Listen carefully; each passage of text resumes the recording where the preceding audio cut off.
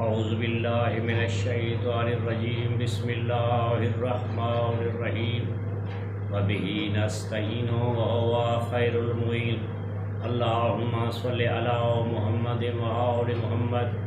بسم اللہ الرحمن الرحیم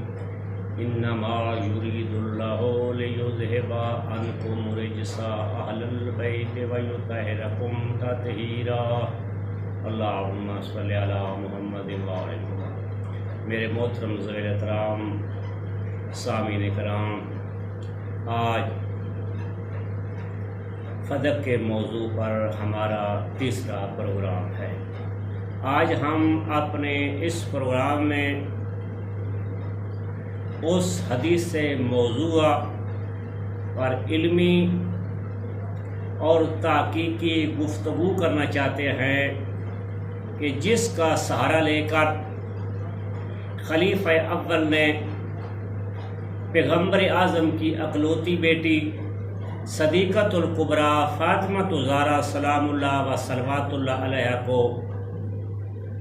اپنے بابا کے حق سے محروم کر دیا۔ جب بی بی نے حق کا مطالبہ کیا کہ یہ میرے بابا کا حق ہے اور مجھے ملنا چاہیے، تو منبر پر بیٹھنے والے شخص نے ایک حدیث کا سہارا لیا کہ تیرے بابا نے فرمایا ہے کہ جو کچھ بھی ہم چھوڑتے ہیں وہ صدقہ ہوتا ہے، ہم کوئی وراثت نہیں چھوڑتے تاکہ ہماری اولاد اس کو حاصل کر سکے۔ اس حدیث موضوع کے ساتھ تمسک کرنا نہ عقلاً درست ہے اور نہ ہی نقلاً درست ہے۔ عقلاً اس لیے درست نہیں ہے، پیغمبر اعظم صلی اللہ علیہ وآلہ وسلم نے اپنی امت کی فلاح و بہبود، نجات اور کامیابی کے لیے طرح طرح کے مصائب برداشت کیے، مصیبتیں اٹھائیں تاکہ میری امت جو ہے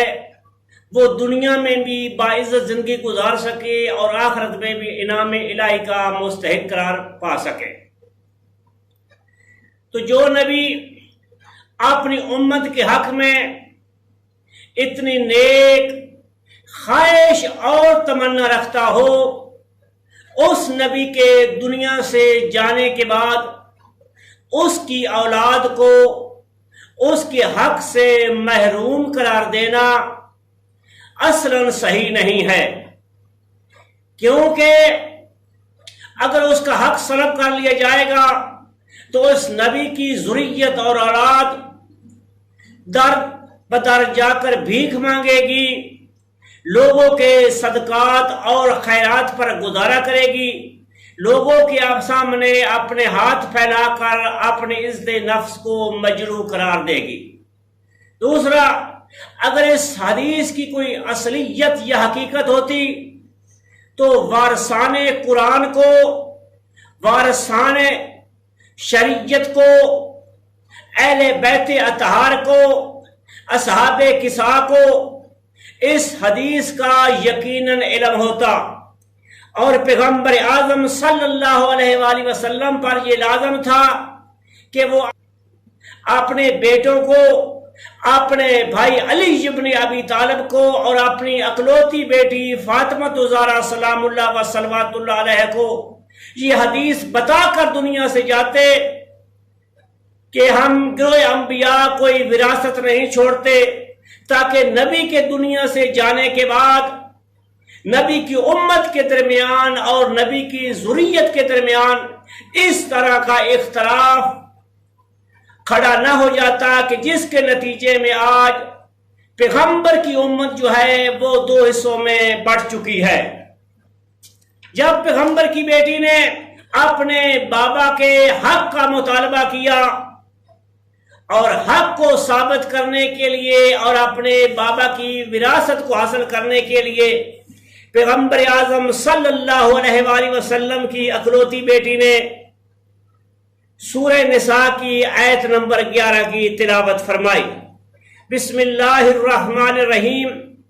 یوصیکم اللہ فی اولادکم للذکر مثل حظ الانثیین، اللہ تمہیں تمہاری اولاد کے بارے میں وصیت کرتا ہے کہ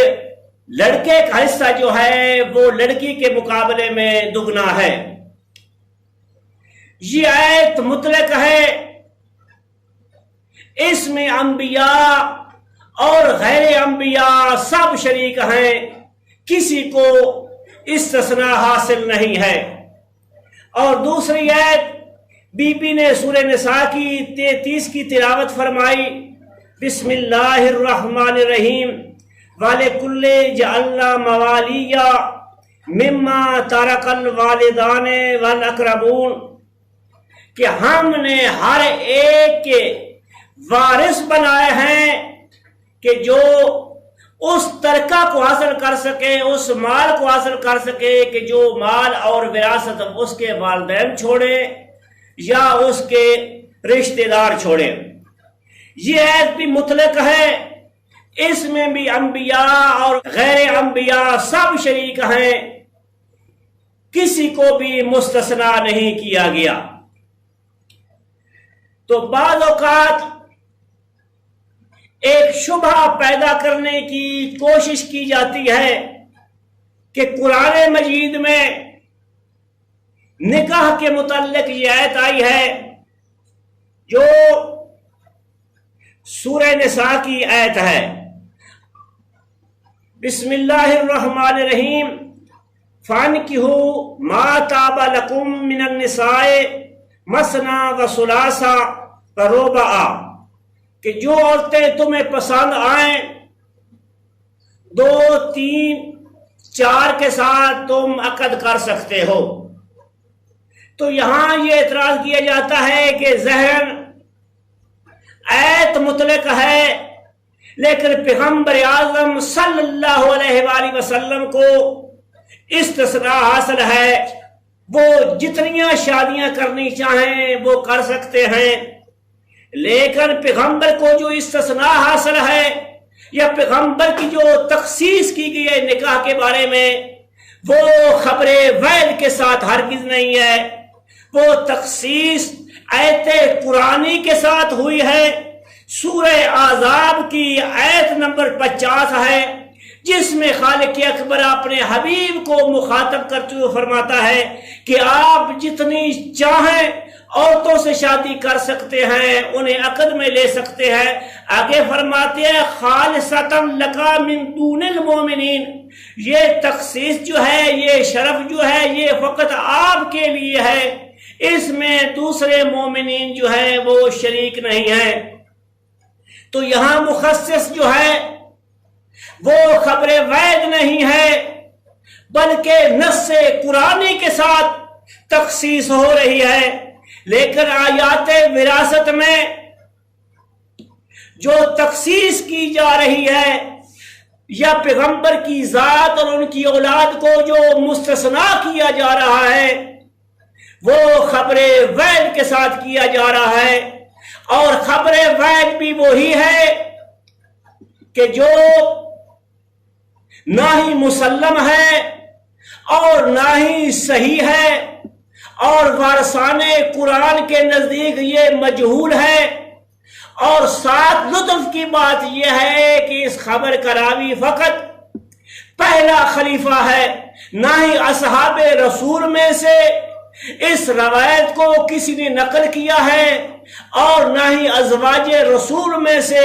کسی نے اس روایت کو نقل کیا ہے، اور نہ ہی اہل بیت اطہار میں سے کسی نے بھی اس روایت کو نقل کیا ہے۔ جب بی بی کو خلیفہ نے یہ موضوع اور روایت پیش کی تو بی بی نے اس سے کہا، کیا تیرا گمان یہ ہے کہ میں اپنے باپ کی وراثت حاصل نہیں کر سکتی؟ تم جان بوجھ کر کتاب خدا کو چھوڑ رہے ہو۔ کیا میرے والد سید الانبیاء رسول اعظم صلی اللہ علیہ وآلہ وسلم آیات وراثت سے خارج ہیں۔ آگے بی بی نے فرمایا کیا تم لوگ میرے والد کی نسبت قرآنی عموم اور خصوص سے زیادہ واقف ہو؟ آگے بی بی نے فرمایا تیری اولاد جو ہے وہ تیری وارث بن سکتی ہے اور تو اپنے والد کا وارث بن سکتا ہے، محمد کی اکلوتی بیٹی محمد کی وارث نہیں بن سکتی۔ آخر دعوانا ان الحمدللہ رب العالمین۔